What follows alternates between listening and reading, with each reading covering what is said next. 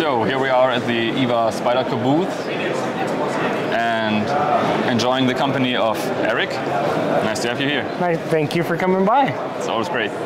So some people may knew that I'm a little bit of a Spyderco fanboy, and so I have the honor to show you the beautiful new pieces we got here. And Eric might tell us some sweet little details about them. Sure. For example, the Pitch 2. The Pitch 2, that's designed by Mike Reed. That's being made in Italy. So it has a titanium scale. It's got a deep pocket stamped clip. You might notice it has a little bit of rounding at the tip, so it's not too aggressive. Comes in an M398 blade, which has tremendous wear resistance. One of the unique features about that, though, is that the slip joint mechanism is here at the pivot. And so this titanium bar reaches out, if you will, and that creates a spring.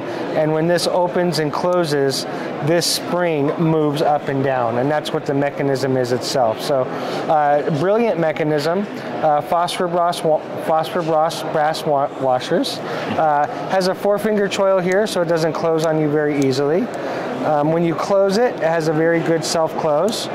So it's not going to easily open in your pocket. It does give you very good action. All in all, though, it's a very high quality piece. It's a very comfortable design. It's an easy carry. It's very high quality.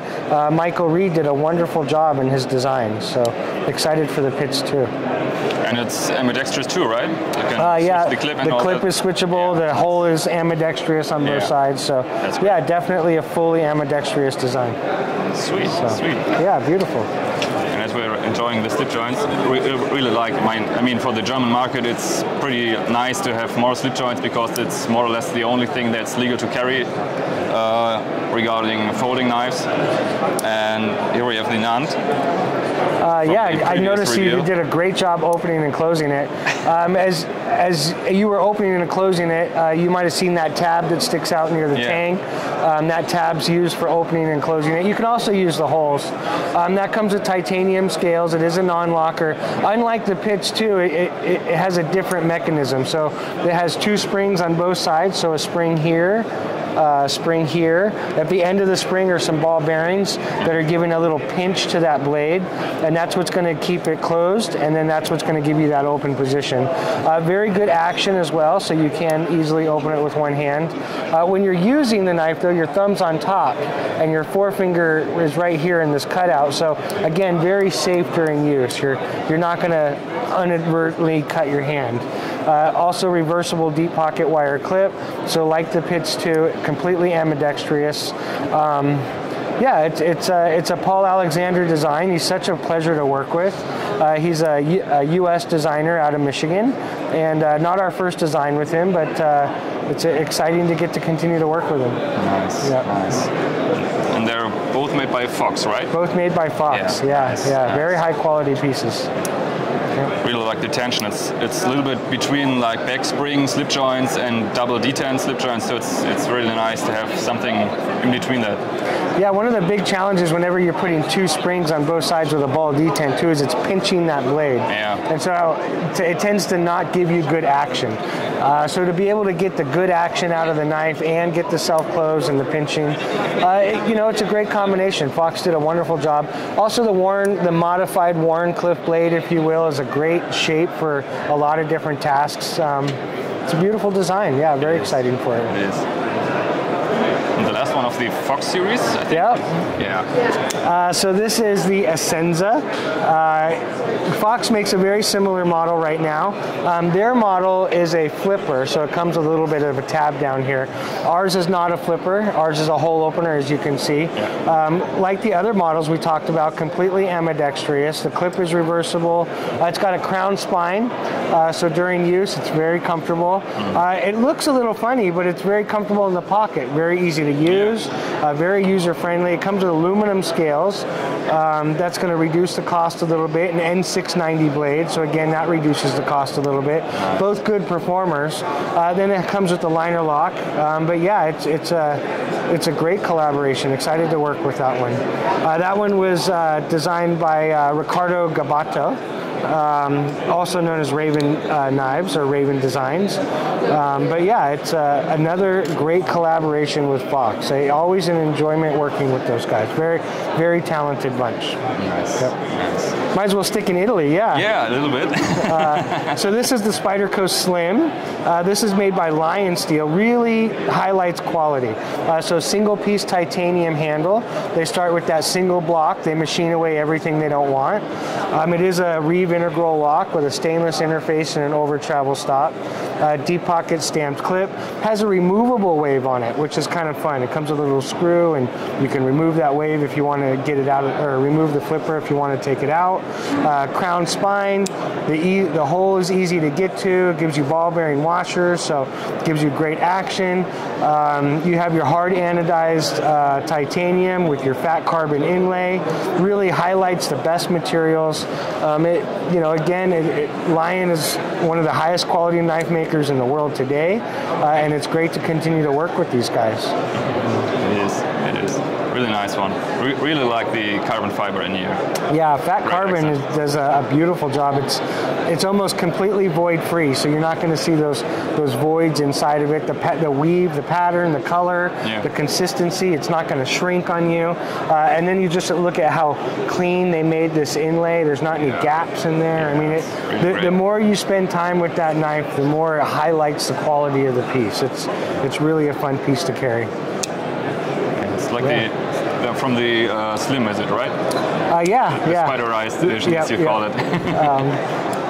And this one was designed by Michael Passato, I think is how you pronounce his name. So yeah, another great design. Trying to stick to Italian, but just with the name. Yes, good, very nice. So yeah, inspired by the Birdcage Maserati, this is the Edgerati.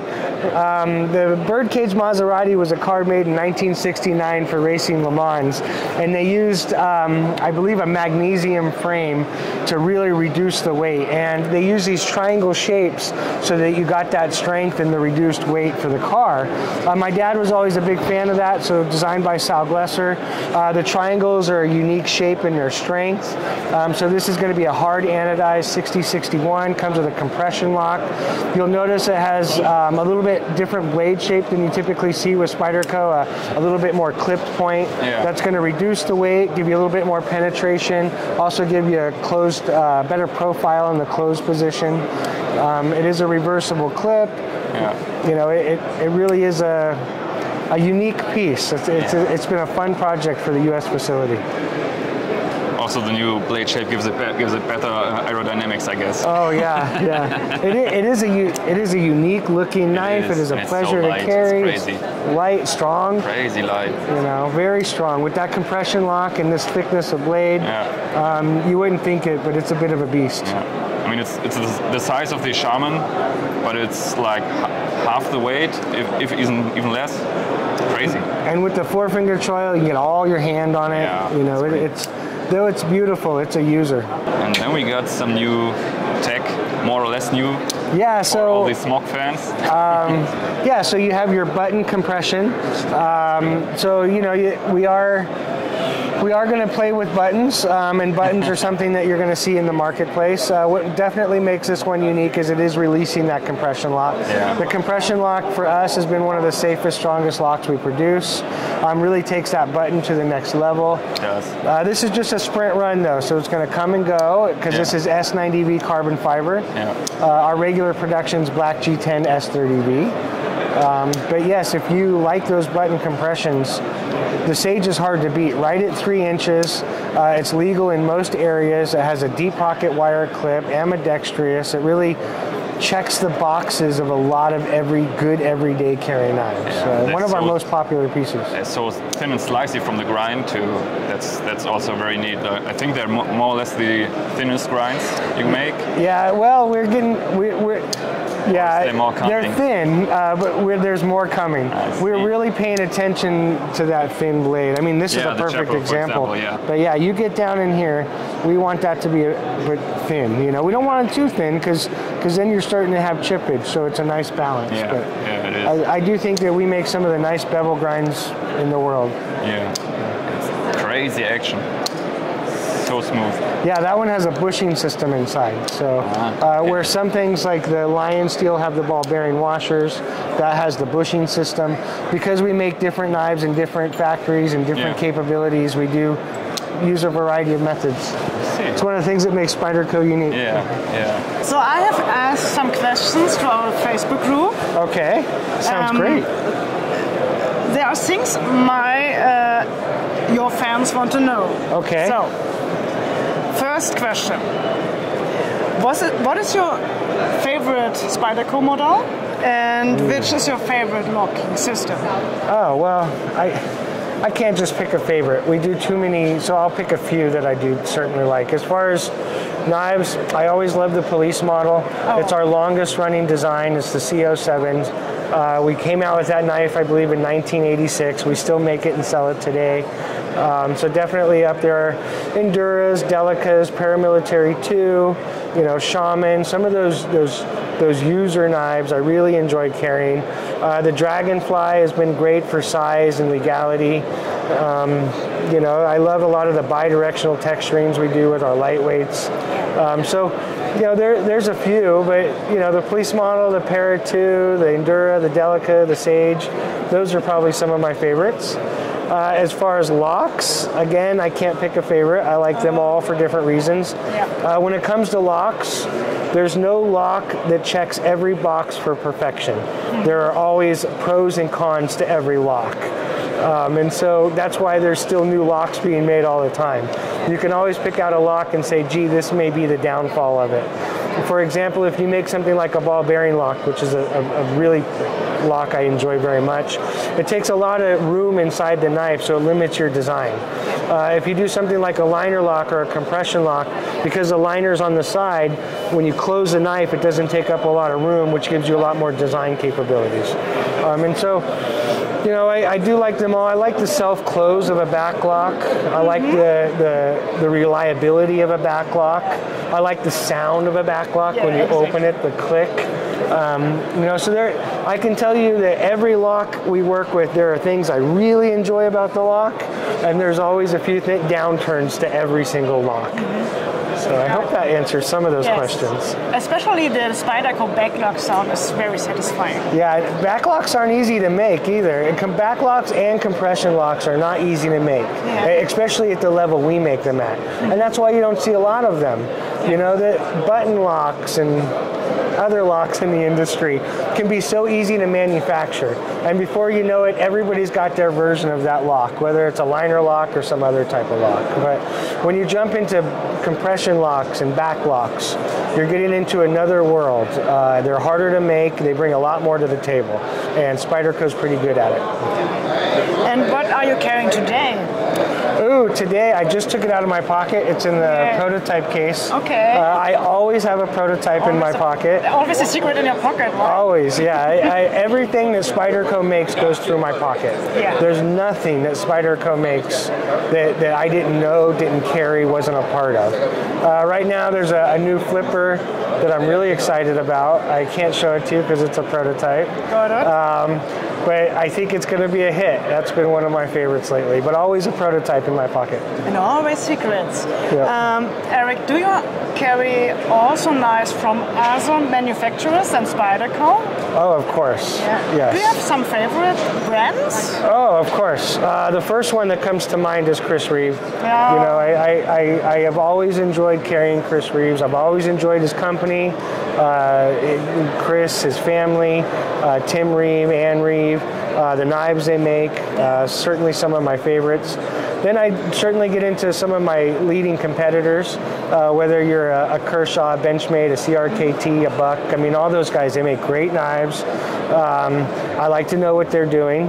Then you get into the foreign markets. You know, I really like to keep up with what's happening in Montiago. Really like to keep up with, I'm just looking at their booth, Boker. You know, some of the better knife manufacturers in Europe. China is always coming on strong. There's probably more knife factories in China than the rest of the world combined. And so you know, for me, I'm going to be rotating a prototype through my pocket, but I'm also going to be looking at other people's product. You know, I do like all knives. Oh, that's good. It's a good answer. We do it. We do it all. We love them all. But you know, Spyderco has.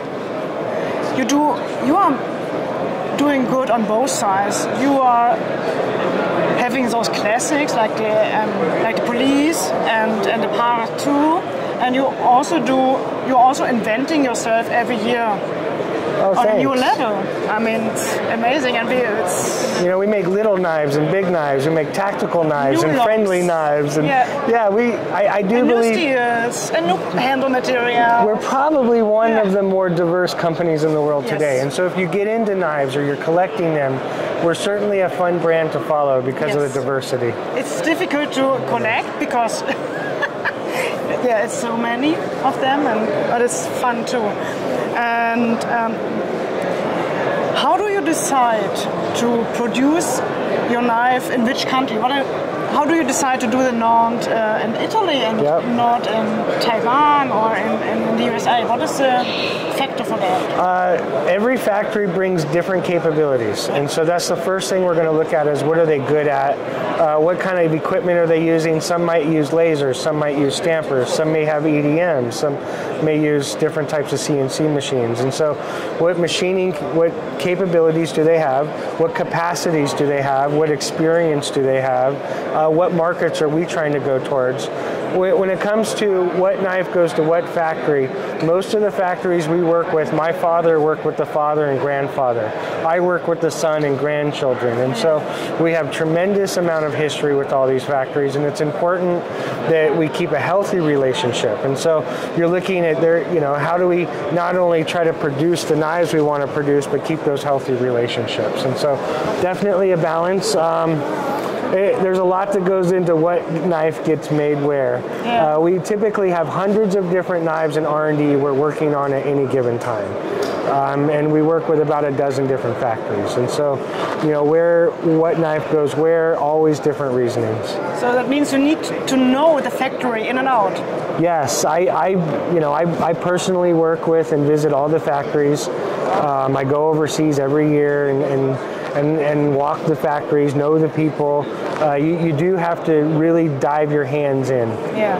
I mean, it's also a passion of mine too. Okay, good. Yeah. So this is maybe a funny question, but have you ever tried sausages of Nuremberg? Oh, of course. Yeah. Like every day when I'm here. Really? Yes, I love the sausages of Nuremberg. I love the veal Wiener Schnitzel. I enjoy German food a lot. One of my favorite parts about traveling is eating the foods. Okay. So, and Germany's good at it. Yeah, Nuremberg especially. Yes. Yeah. Yes. Here's a question about the German legal carry. Do you think about to do a knife, especially for the German market? This has a lock, but a two-hand opening system. Ooh.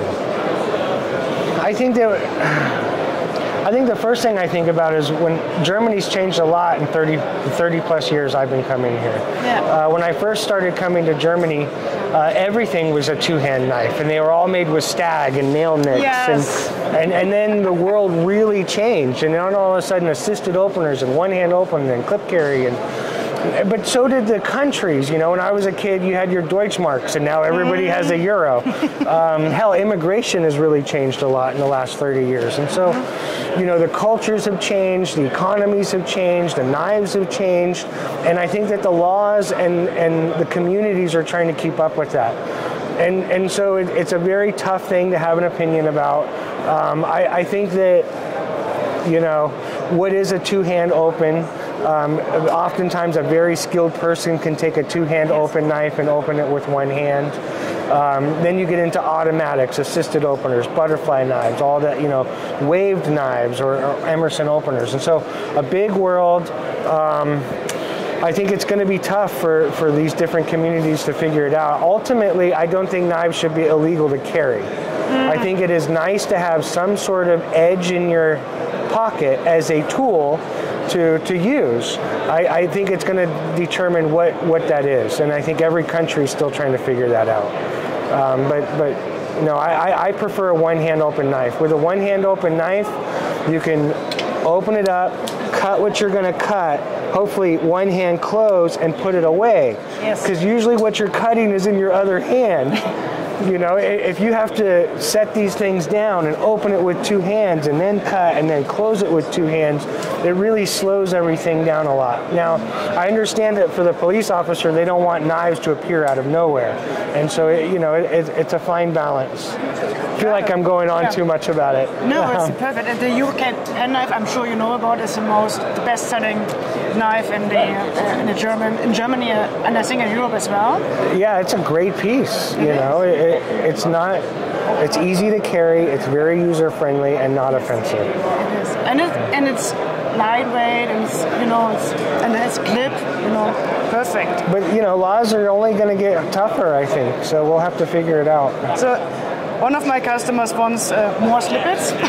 Yes. So just did it. As you can see, there were 3 here. Yes, and they're different mechanisms. All 3 of them. And they are with titanium and even with wood. It's not really a Spyderco thing. So there are definitely more slip joints coming. And not only are there more slip joints coming, there are more mechanisms coming.